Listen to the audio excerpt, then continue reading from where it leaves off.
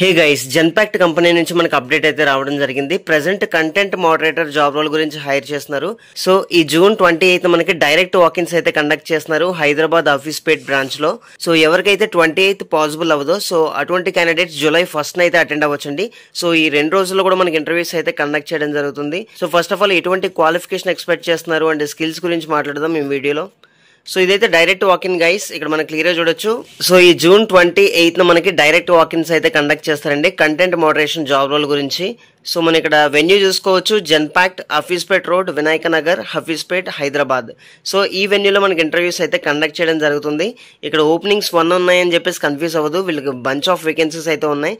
So మనకి 2 రోజుల్లో interviews conduct చేయడం జరుగుతుంది. ఈ అప్డేట్ అయితే ఫ్యూ అవర్స్ బ్యాక్ వచ్చింది గైస్, ఇమీడియట్ గా మీకు అయితే అప్డేట్ ఇస్తున్నాను. సో మన ఛానల్లో ఇటువంటి జెన్యూన్ అప్డేట్స్ రెగ్యులర్ గా మీకు ఇవ్వడం జరుగుతుంది.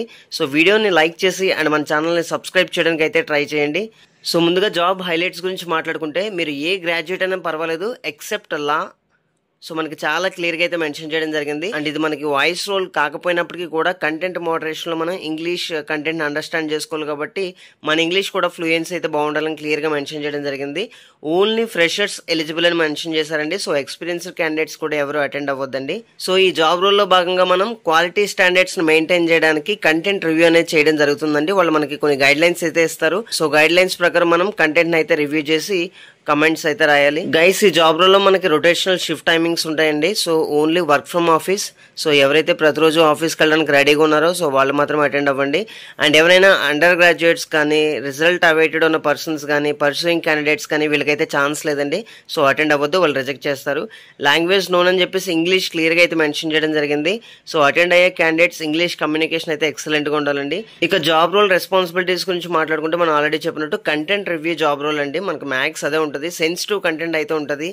సెన్సిటివ్ కంటెంట్ అంటే మనకి graphic violence, self harm, child abuse and hate speech. So ఇటువంటి కంటెంట్స్ అయితే మీరు రివ్యూ చేయడం జరుగుతుంది. సో రివ్యూ చేసే వాటికి రిమార్క్స్ అయితే రాయాలి మీరు.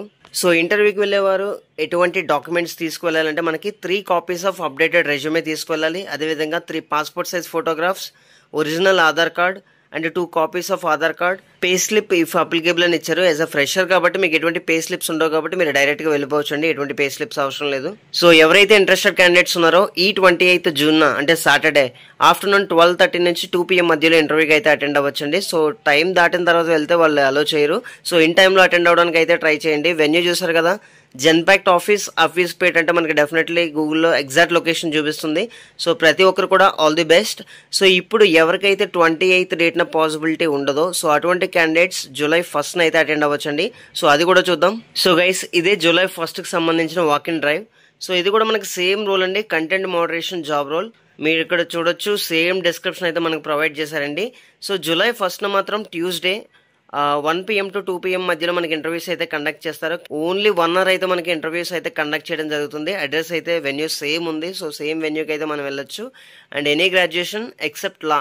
సో చాలా క్లియర్గా అయితే మెన్షన్ చేయడం జరిగింది. అండ్ ఓన్లీ ఫ్రెషర్స్ ఎలిజిబుల్ అండి.